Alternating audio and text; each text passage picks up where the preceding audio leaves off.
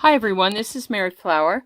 I saw Mrs. Cog's channel and she made some pins and needles book, and I thought they were so cute. I knew I had to make one for myself, and I wanted to show you how mine turned out. Now, I did not take her course, but I would imagine you would learn a lot from it. And for those, and I don't know if she's still doing it, but because I did a lot of unpicking, and I'm sure she has it down really good and has some really good ideas. So I'd encourage you, if you could, to take her class if you want to do that. Now, the way I made mine was I used a piece of Pellon, approximately, it's 8 inches, maybe this way, and about 3 this way. I laid the piece out.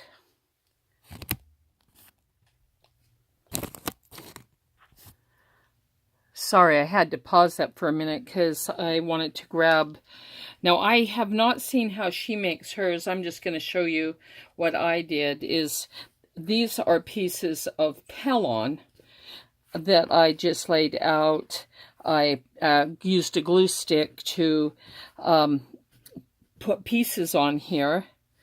And on these, I'd either make a pocket or something here for one side. And then I would sew them. And so you can see how I have made mine. But I imagine she has a better way, and because I sure had to do an awful lot of unpicking. And so I would encourage you to take her class, because this is just how I wanted mine to be a lot more colorful. And because I think hers are really cute, but I kind of really like color, and I wanted pockets and use a lot of my appliques and things like that. But the ones, and then on the inside, I made 2 pieces of fabric like so, and on some of these I put a little place here to put scissors. And so, and then I put them together like that. And then I would add, on this one, each one I'm going to do a little differently, but, so you can see there. But then I will put these together and then sew them. But I want to show you how mine turned out. And I really like mine because it made me really think of my mother when I made these. I actually put this little picture inside of a top loader plastic, and then sewed around it, and then put little buttons around the edge. And these, I have little pockets here in the front.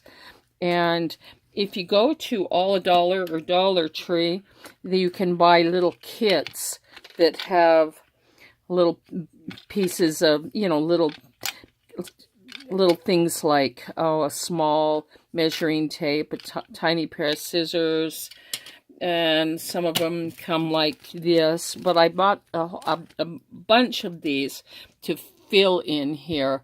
And then I had a really cute little pair of scissors that was different than these cheap ones here.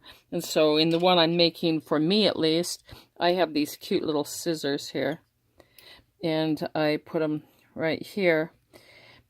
And I liked her ideas of the charms, and I also like to use the appliques. I glued some of these little pom-poms on the edge here. I hope you can see this well enough. And then on the next page, I put an applique here, and these are little pins too, with kind of a flat head, and I put a needle threader in between them so you can have it to use. And then all sorts of different kinds of safety pins, little tiny ones. I hope you can see this. Let's go back over here, and I'll show you this page a lot closer. This is very cute. I put my needles in here. Little pocket there to put my needles. I put like a sewed lace to the edges of 2 of the sides, And I like the appliques. I put those in there. I put different colors of different kinds of buttons in here. And over here, I always have to include something about a kitty because I have lots of kitties. So I put a little blue cat applique there and a little charm here. And on this page, I put some, it's a little piece of lace here. And these are actually really, really old. I don't know if you can see them. And I'm not really sure. They're like little buttons or something, but they're very, very, very old. And I stuck them on there, plus an applique here. And you can buy these little, labels here. And you can iron them on, but I just glued it on. And I put a little safety pin through a heart. Over here you can see the white buttons. On this side I put colored. And appliques, and you can see the little, can you see the little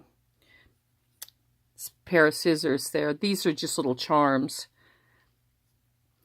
And then on the back, the applique I used here was a dove, because I'm always thinking about world peace, literally. And okay, and then in here I made these little miniature patterns. Now, she has some really beautiful images that you can get, and I really like those, but I decided I'd use what I have. And a long time ago, I made these little, I sized these down from some large ones because I used to do ATCs, and I made little patterns out of them. And what I did was I added a little piece of fabric in here because it reminds me of my mother. My mother always had pieces of fabric in her patterns left over or something. She'd always leave them in there. And then these little cards in here, so if I want to, I can write something about my mother in there. And then I just put it down in here. And I do have some things I want to write to about my mother. I miss my mother a lot lately. So there's one, and I hope you can see this. I hope I'm going to have to view this to make sure I did it right. And here's some more little cards to write on, and a little piece of trim, and I put it in there. And then I have always loved rickrack. So I used rickrack in this one. And I remember my mother making me a dress. It's so little, I don't know if you can see it, but my mother made me, when I was graduating from junior high, she made me a pretty dress that was really similar to this pattern. And some more little cards to write on. And I'll probably write about things I made when I was little, because I actually used a treadle when I was a little girl. But anyway, I made those little patterns to go right there. So let me go through it again really quickly so you can see it closely. Here's the little sewing machine and appliques, a little piece of measuring tape there, and it just sits right in there really well. Kind of have to push it down so this little bump kind of catches in there and holds it. And I like this fabric because it sort of looked like a quilt, and so I put it in there. So that's how I made my little needle book. And I really love these little patterns. Aren't they just cute as can be? Anyway, that's how I did mine. Then and she had pockets on the sides, and I was unpicking so much I decided to put one pocket on the top here. And I found this little old-fashioned thing. I think it held like a sweater button. And I found these really cute little buttons, tiny, tiny buttons, which I like because I'm always sewing for dolls. They used to.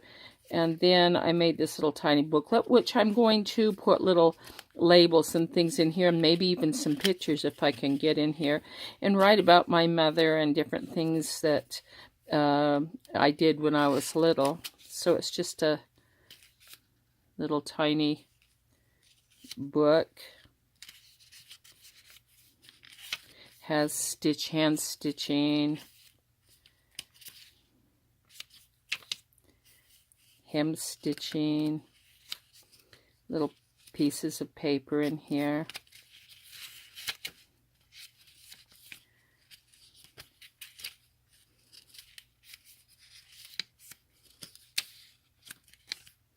So that I put with the little tiny buttons, and I'm going to put it in the top here, and at the back I liked how she, I don't know, quite remember if I'm doing this the same way she did. I watched her video a couple times, but I used this little old sewing card that I think just held kind of like a button for your clothing or something, and I actually used some of the tiny little spools of thread on this rather than the way she did it, and so I just put them on here and crocheting and stitchery. And this is from some seam binding,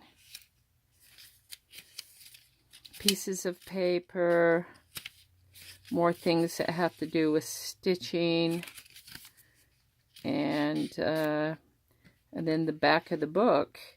And this is really pretty old, and so what I do is I put it in backwards and put it in here like this, so that the little spools of threads with beads hang out there.